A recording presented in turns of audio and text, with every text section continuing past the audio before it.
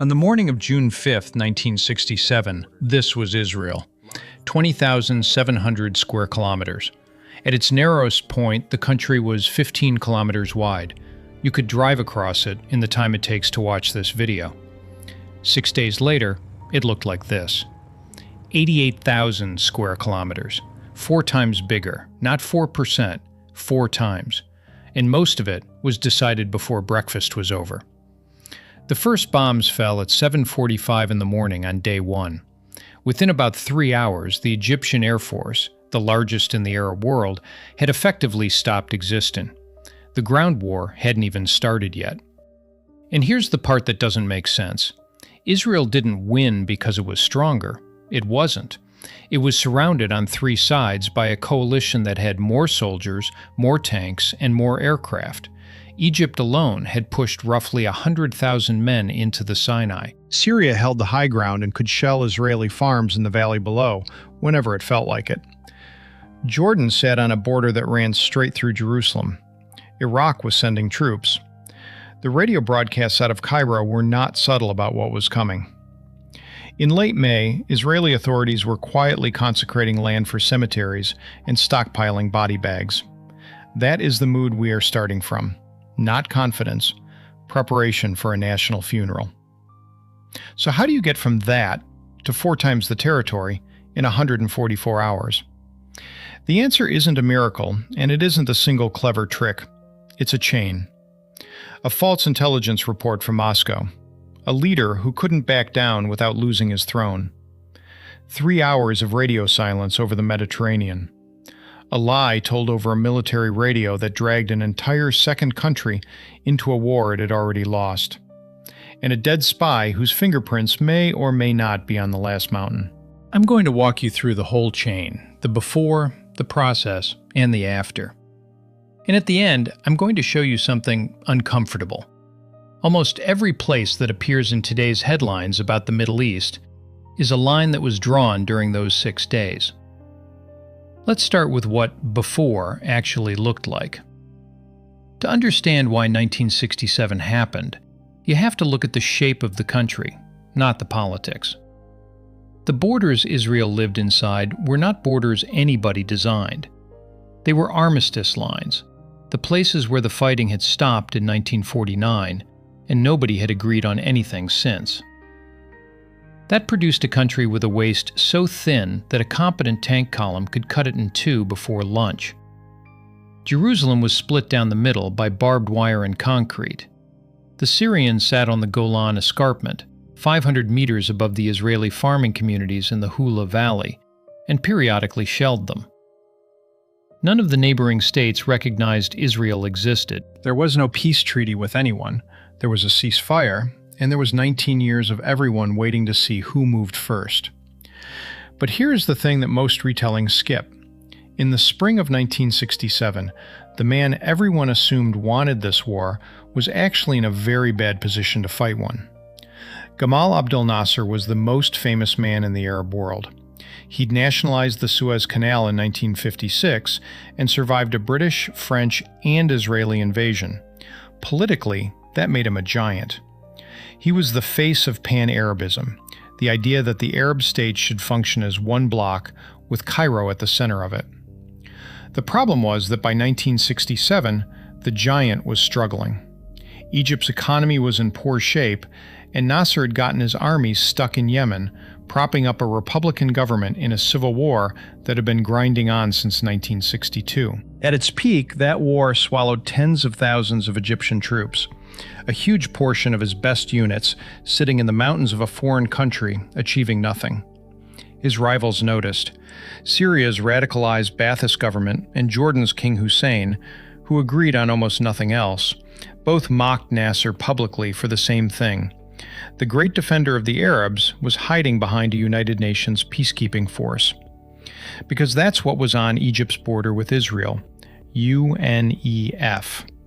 A UN buffer stationed there since 1957, and the Straits of Tiran, the shipping lane that gave Israel its only access to the Red Sea and its oil imports from Iran, stayed open because UN troops were sitting at Sharm el-Sheikh. So the taunt was simple, and it was devastating. You talk about destroying Israel from behind a fence the UN built for you. Nasser needed something, a gesture. A moment of standing tall that would remind everyone who the leader of the Arab world was, ideally without a real war, because he knew better than anyone that half his army was in Yemen. He was looking for a bluff. And in the second week of May 1967, someone handed him one. On May 13, 1967, the Soviet Union passed Egypt a piece of intelligence. It said that Israel had massed around 11 brigades on the Syrian border and was preparing to invade. It wasn't true. There were no 11 brigades. Israel offered to let the Soviet ambassador drive up to the border and see for himself. He declined. Egyptian officers went and looked and reported back that the concentration didn't exist. Historians still argue about why Moscow sent it. Some read it as deliberate provocation, an attempt to get Egypt to pressure Israel and pull Soviet influence deeper into the region. Others, including researchers working from Egyptian and Soviet archives, think Moscow was genuinely surprised by how fast things escalated and was trying to restrain Nasser weeks later. What isn't in dispute is that the report was false and that Nasser acted on it anyway. Because he didn't need it to be true, he needed a reason. May 14th, Egyptian troops start moving into the Sinai Peninsula, deliberately in daylight, straight through Cairo, past cheering crowds. This is the point. It's theater. It's meant to be photographed.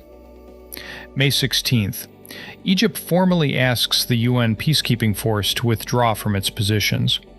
Now, Nasser's plan almost certainly stops here. Ask the UN to move aside from a few frontline posts, look strong, force a diplomatic crisis, win the argument, go home a hero.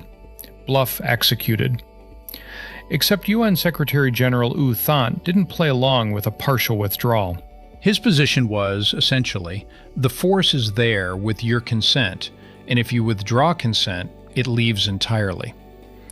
By May 19th, UNEF was gone, including from Sharm el-Sheikh, the post overlooking the Straits of Tiran.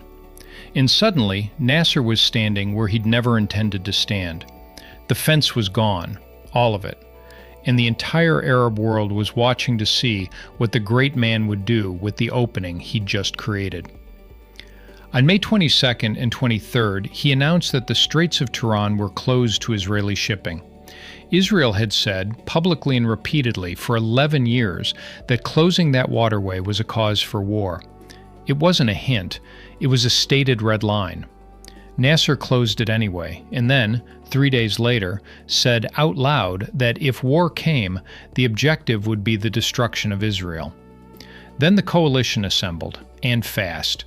On May 30th, King Hussein of Jordan, who had been Nasser's loudest critic weeks earlier, flew to Cairo and signed a mutual defense pact, putting the Jordanian army under Egyptian command.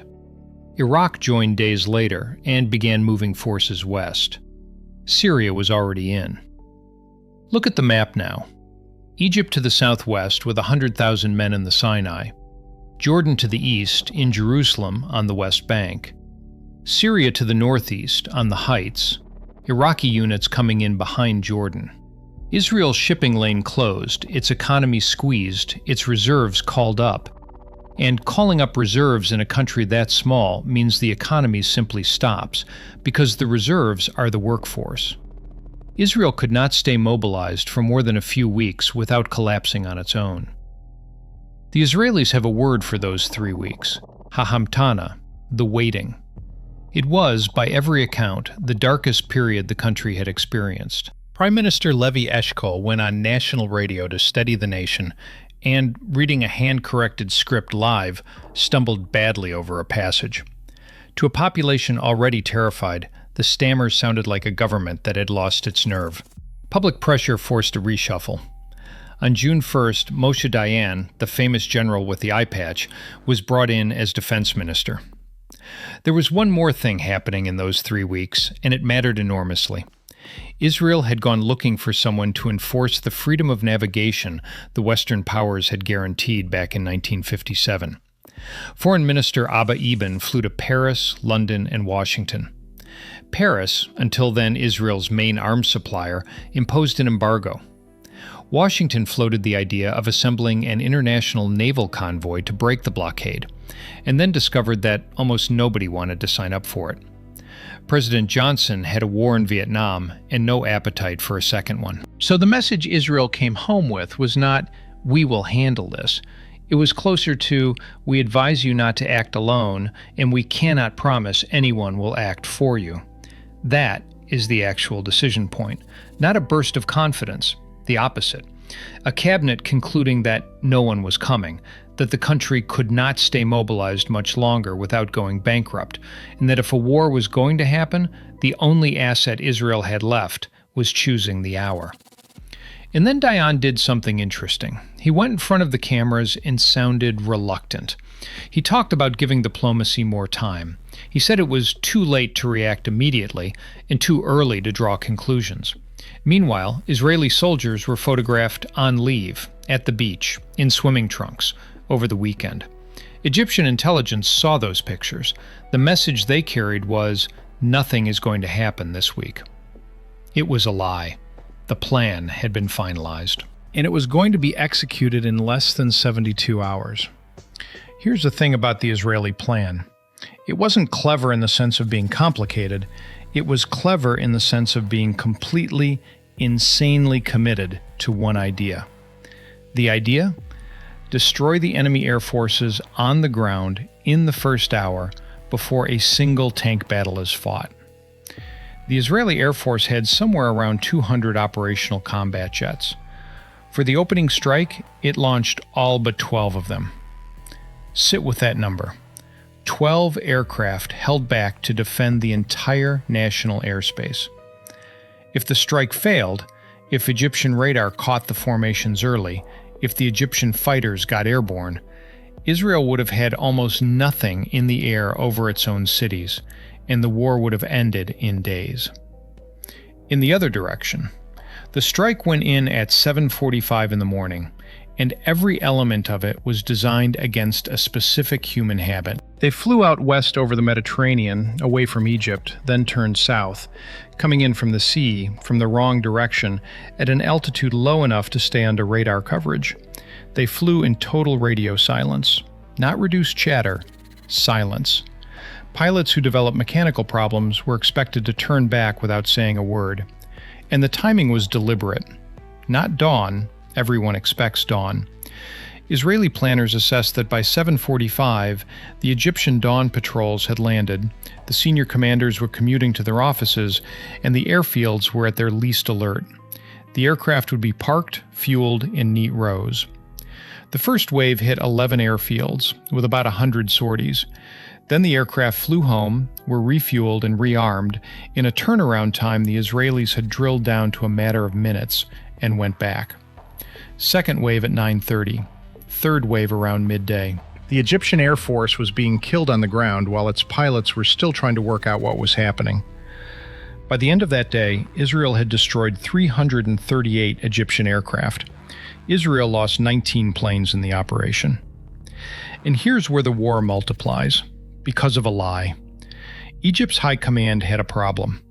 Their air force had just been erased in under 3 hours. Admitting that to your allies on day one is not something a command structure under Field Marshal Amer was prepared to do. So the reports that went out to Jordan and Syria said the opposite. They claimed Egyptian aircraft were in the air, striking Israel, winning. There's a detail here that is almost too neat to be true, and it is true. Egyptian radar picked up a massive aircraft heading back toward Israeli territory. Those were Israeli jets returning from destroying Egypt's airfields.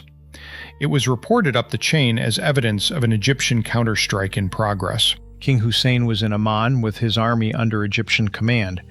Israel had sent him a message through UN channels that morning, in effect, "Stay out of this and we will not touch you." He had, in front of him, reports from Cairo saying the Arab side was winning. So at 10 in the morning on June 5th, Jordanian artillery opened fire on Israeli Jerusalem. Over 6,000 shells hit the western half of the city that day. Around 900 buildings were damaged. Jordan entered a war that had already been lost 3 hours earlier on the strength of information that was false. That decision would cost Jordan the West Bank, East Jerusalem, and the Old City, permanently. And this, right here, is the hinge of the whole story.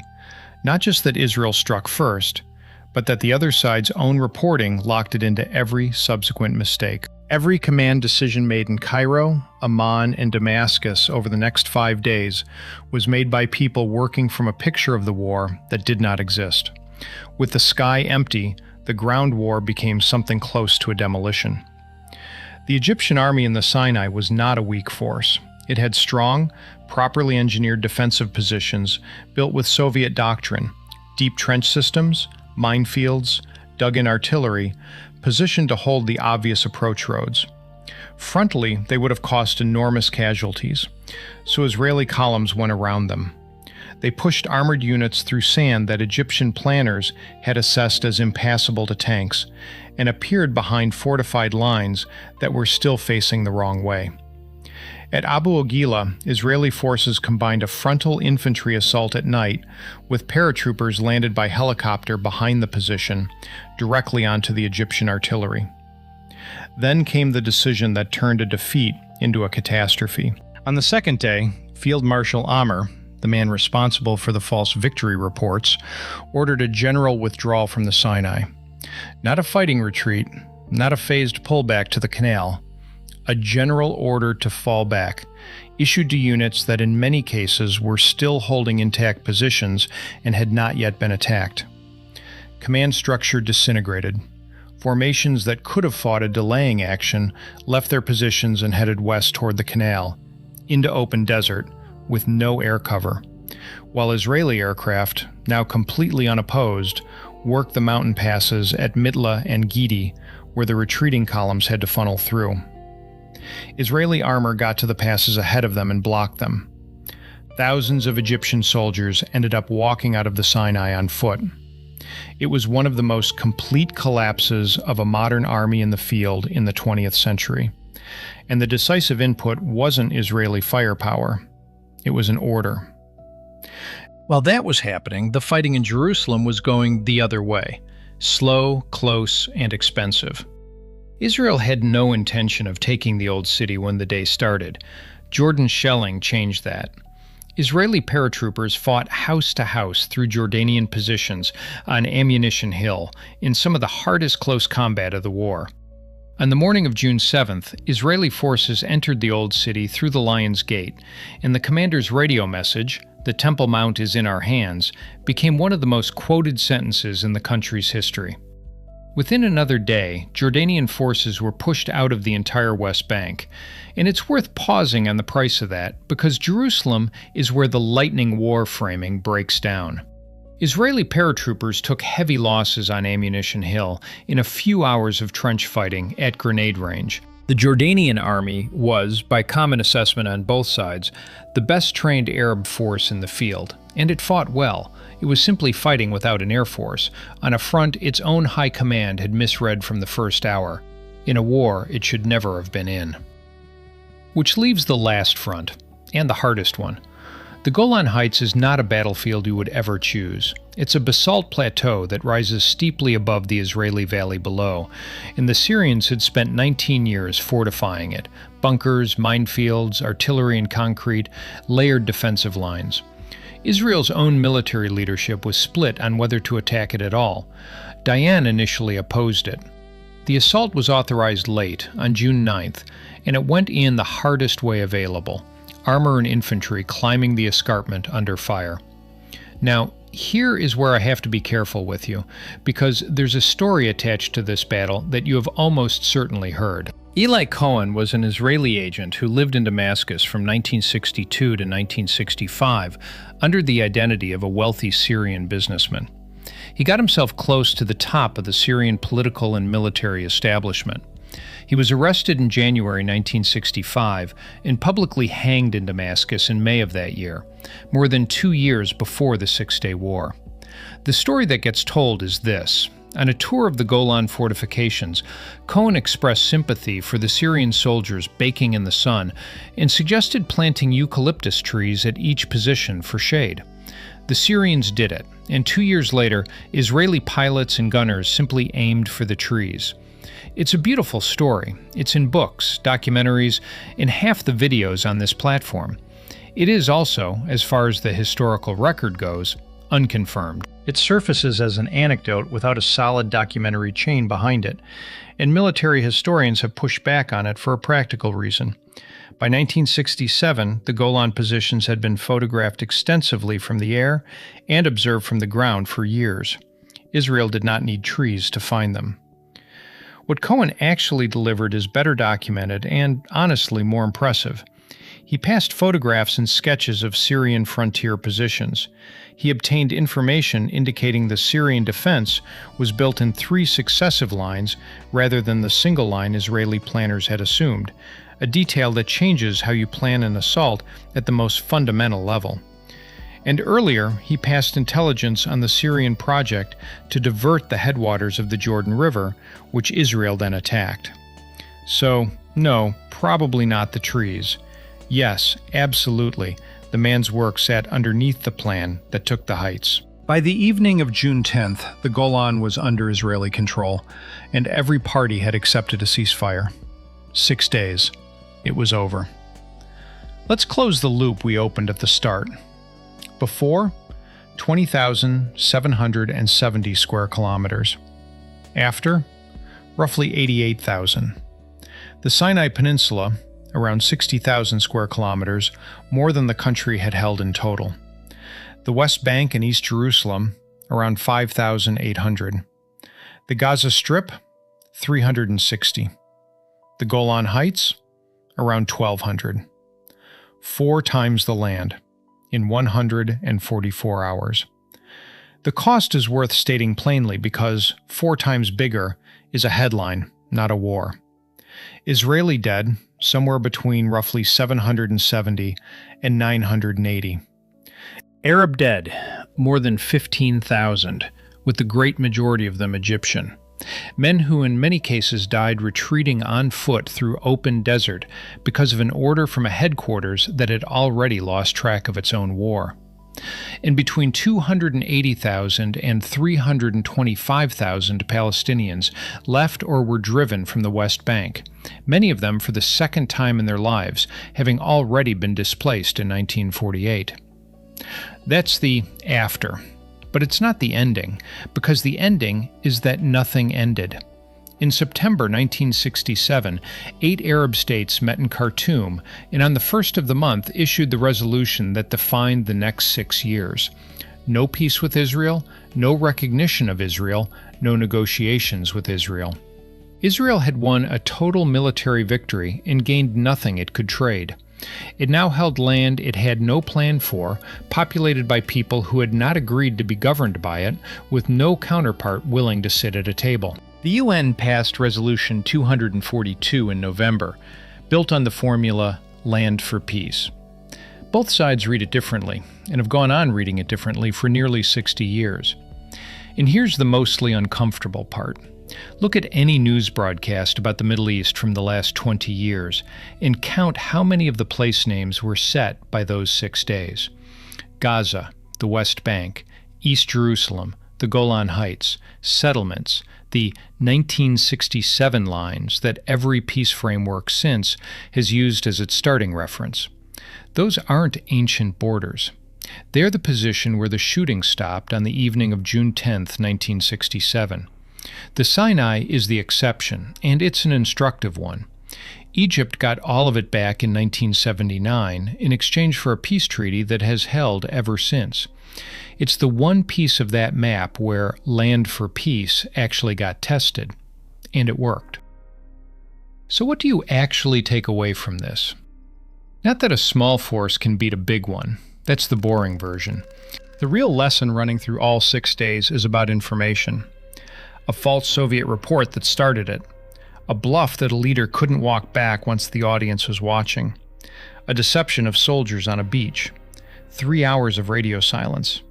And above all, a chain of command that lied upwards so consistently that its own king went to war on a fiction. Israel didn't just outfly its enemies in 1967. It outinformed them. Every side had roughly the same physical reality in front of them. Only one of them had an accurate picture of it. Here's what I want to ask you. and I do read the comments on these.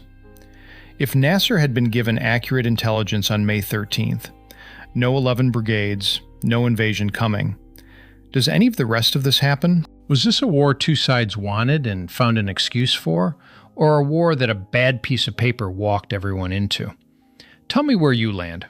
And if you got something out of this one, subscribe. I'm working through the conflicts that quietly built the modern world, one at a time, and the next one is already in production. Hit the like button. It genuinely decides whether this video gets shown to anyone else.